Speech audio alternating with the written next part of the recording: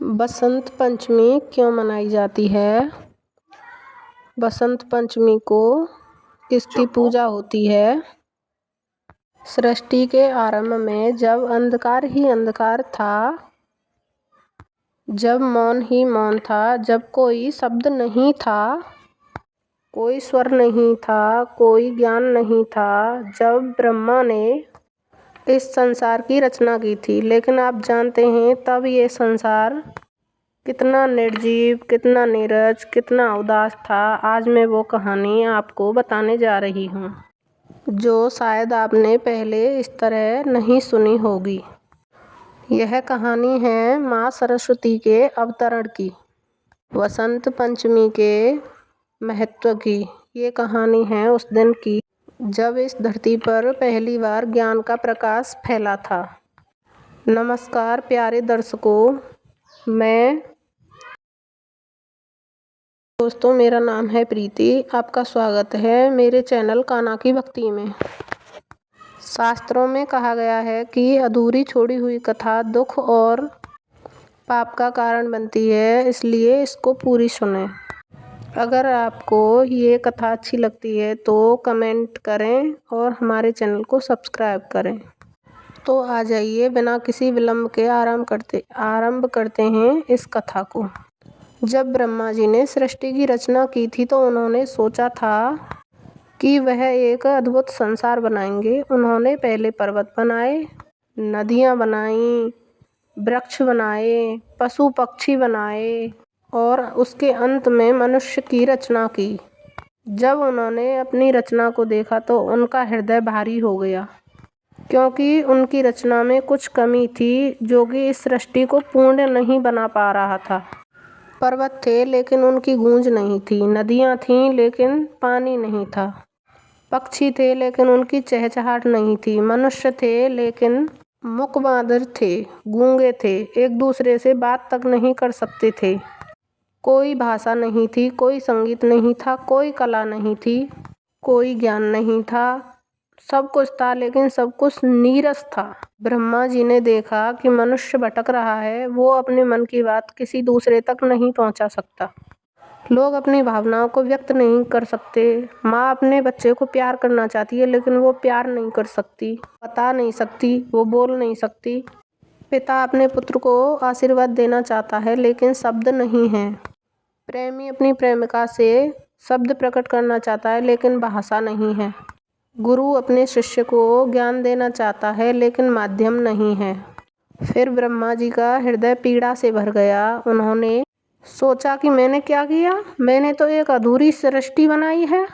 यह संसार एक कारागार बन गया है जहाँ कुछ होते हुए भी कुछ नहीं है। उन्हें गिलानी होने लगी, वह व्याकुल हो गए, उनकी आंखों में आंसू आ गए। एक पिता की तरह उसका बच्चा बोल नहीं सकता।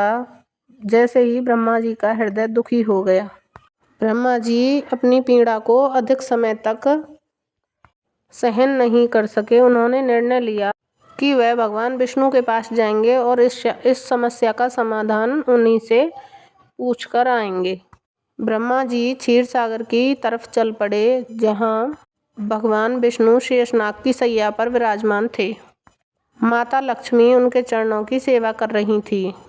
जब ब्रह्मा जी वहां पर पहुंचे तो उनका चेहरा उतरा हुआ था, उनकी आंखें नम थीं। भगवान विष्णु ने तुरंत समझ लिया कि कुछ गंभीर समस्या है। उन्होंने पूछा कि ब्रह्मदेव, आप इतने व्याकुल क्यों हैं? उन्होंने बोला कि प्रभु, मैंने सृष्टि की रचना की है लेकिन यह सृष्टि अधूरी है। यहाँ जीवन तो है लेकिन संगीत नहीं है, यहाँ मनुष्य है लेकिन भाषा नहीं है। मुझ पर बहुत बड़ी भूल हो गई है, मैं अपनी रचना को पूर्ण नहीं बना सका। आप मुझे बताइए कि मैं क्या करूं? भगवान विष्णु ने मुझे मुस्कुराते हुए कहा कि ब्रह्मदेव, ये कोई भूल नहीं है, ये तो एक अवसर है। आप एक महान शक्ति का आह्वान करें जो संसार को वाणी दे सके, संगीत दे सके, कला दे सके, पक्षियों को चहचहाट दे सके, नदियों में किलकिल दे सके। आप अपने कमंडल से जल लें और उसे धरती पर छिड़कें और उस जल से एक देवी का आविर्भाव होगा जो आपकी समस्या का समाधान करेंगी। ब्रह्मा जी को आशा की किरण दिखाई दी। उन्होंने कहा, लेकिन प्रभु, यह देवी कौन होंगी? वह ज्ञान की देवी होंगी, कला की देवी होंगी, स्वर की देवी होंगी, संगीत की देवी होंगी। उनके हाथों में वीणा होगी जो संगीत देगी। उनके मुख से शब्द निकलेंगे जो भाषा देंगे। उन्हीं की कृपा से ज्ञान का प्रकाश फैलेगा। उनको सरस्वती कहा जाएगा क्योंकि वह सरस अर्थात वती अर्थात धारण करने वाली होंगी। ब्रह्मा जी ने भगवान विष्णु के निर्देश अनुसार अपने कमंडल से जल लेकर वह सोच में पड़ गए कि इस जल को कहाँ छिड़कें, कौन सा स्थान इतना पवित्र होगा जहाँ ज्ञान की देवी का अवतरण हो सके, कौन सा टाइम इतना शुभ होगा।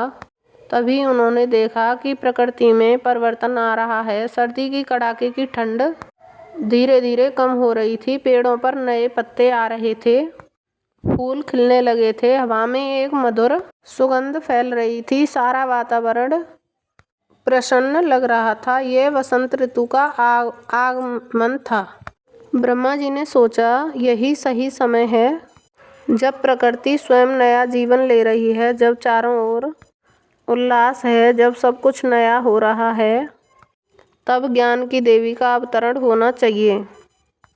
और वो दिन था माघ महीने की शुक्ल पक्ष की पंचमी। जैसे ही ब्रह्मा जी ने अपने कमंडल का जल धरती पर छिड़का, जैसे ही एक चमत्कार हुआ। उस जल से एक दिव्य प्रकाश निकला। वो इतना तेजस्वी था कि धीरे धीरे वो प्रकाश एक रूप लेने लगा और उस प्रकाश से एक अत्यंत सुंदर, दिव्य, तेजस्वी देवी का आविर्भाव हुआ। वह सफ़ेद वस्त्र धारण किए हुए थीं। एक हाथ में वीणा थी जो संगीत और कला का प्रतीक थी। दूसरे हाथ में पुस्तक थी जो ज्ञान का प्रतीक थी। तीसरे हाथ में माला थी जो ध्यान और एकाग्रता का प्रतीक थी। चौथे हाथ में कमल था जो पवित्रता का प्रतीक था। देवी का रूप इतना सुंदर था कि उसे देखकर सभी देवता मंत्रमुग्ध हो गए। उनकी आंखों में करुणा थी, उनके होठों पे मुस्कान थी, उनके चेहरे पे शांति थी। वह माँ सरस्वती थीं, बाघ देवी थीं, ज्ञान की देवी थीं। माँ सरस्वती ने जैसे ही वीणा उठाई, उसके तार छेड़े तो एक मधुर स्वर निकला। वह संसार का पहला संगीत था, पहला स्वर था। सारी सृष्टि स्तब्ध रह गई। पक्षियों ने पहली बार उस स्वर की गूंज सुनी। नदियों ने कलकल करना शुरू किया। पक्षियों ने पहली बार चहचहाना सीखा और हवा ने पहली बार सरसराना सीखा। और माँ सरस्वती ने अपने मुख से पहला शब्द बोला, ओम। यह ब्रह्मांड का सबसे पवित्र शब्द था, सबसे पहला शब्द था। इस एक शब्द में पूरा ब्रह्मांड समाया हुआ था। इस एक शब्द से ही सभी भाषाओं का जन्म हुआ है। इस एक शब्द से ही सभी भाषाओं का जन्म हुआ है। मनुष्यों ने पहली बार आवाज़ निकाली। पहले तो स्पष्ट आवाज़ आई, फिर धीरे धीरे शब्द बनने लगे। एक माँ ने अपने बच्चे को पुकारा, एक पिता ने अपने पुत्र को आशीर्वाद दिया, एक मित्र ने अपने दूसरे मित्र से बात की, एक प्रेमी ने अपने प्रेमिका से प्रेम किया। कितना सुंदर था वो क्षण, कितना पवित्र था वह क्षण। फिर ब्रह्मा जी ने कहा कि माँ, आपने मेरी सृष्टि को पूर्ण कर दिया, इस पूरे संसार में रज भर दिया, इस संसार को वाणी दी, इस अज्ञानी संसार को ज्ञान दिया। आप धन्य हैं, आप महान हैं। माँ सरस्वती ने मुस्कुराते हुए कहा, ब्रह्मदेव, यह मेरा कर्तव्य था, लेकिन मैं आपसे एक वचन मांगती हूँ। जब भी कोई मनुष्य ज्ञान की कामना करे, जब भी कोई कला सीखना चाहे, जब भी कोई विद्या प्राप्त करना चाहे, तो वो मुझे तभी याद करे। मैं उसे अपना आशीर्वाद दूंगी, लेकिन ज्ञान का उपयोग केवल भलाई के लिए होना चाहिए। ब्रह्मा जी ने कहा, माँ, आपकी ये बात सत्य है, लेकिन मनुष्य तो मनुष्य है, उसमें अच्छाई भी है और बुराइयाँ भी हैं। कभी वो अपने तुम्हारे ज्ञान का दुरुपयोग भी कर सकता है। माँ सरस्वती ने बहुत गंभीरता से कहा कि हाँ, ये सत्य है। माँ सरस्वती ने कहा, मैं उसी को ज्ञान दूंगी जिनका हृदय शुद्ध है, जिनकी नीयत साफ होगी। जो घमंड से भरा होगा, जो अहंकारी होगा, उसे मेरा ज्ञान नहीं मिलेगा। ज्ञान तो विनम्रता मांगता है, विवेक मांगता है, समर्पण मांगता है। अब प्रश्न उठता है कि बसंत पंचमी को ही क्यों चुना गया माँ के अवतरण के लिए। इसके पीछे एक गहरा अर्थ है।